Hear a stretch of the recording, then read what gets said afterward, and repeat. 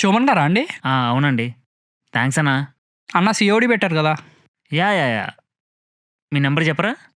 987644.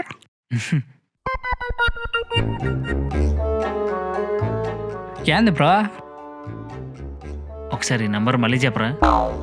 98464. So.